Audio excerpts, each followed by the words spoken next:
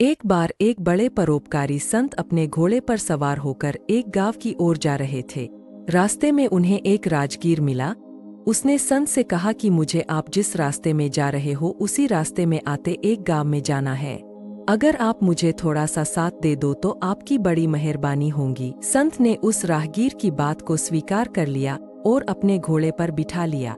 वो दोनों घोड़े पे बैठकर साथ गांव की ओर बढ़ रहे थे। उसी दौरान दोनों में संवाद भी। राहगीर बोला, महाराज, आप तो साधु महाराज हैं। आपको इस घोड़े का क्या काम? आपके न तो बाल बच्चे हैं और न ही धंधा और न ही कोई व्यापार। आप तो संत हैं, तो फिर आप इसे घोड़े का क्या करेंगे? हम गृहस्थ हैं। घोड़े का अधिक उपयोग तो हमारे लिए है, इसलिए कृपा करके आप ये घोड़ा मुझे दे दो तो आपकी बड़ी कृपा होगी। राहगीर की बात सुनकर संत ने कहा, अच्छा ठीक है, मैं यह घोड़ा तुम्हें दे दूंगा, किंतु बदले में मेरी एक शर्त है कि तुम्हारा गांव 4 मील दूर है। जब तक गांव नहीं आता तुम्हें पूरे रास्ते केवल राम नाम जपना होगा। अगर गलती से भी एक बार राम राम राम छूटा तो मैं ये घोड़ा तुम्हें नहीं दूंगा। ये सुनकर राहगीर खुशी के मारे उछलने लगा और सोचता है कि मैंने इस संत को अच्छा पटा लिया।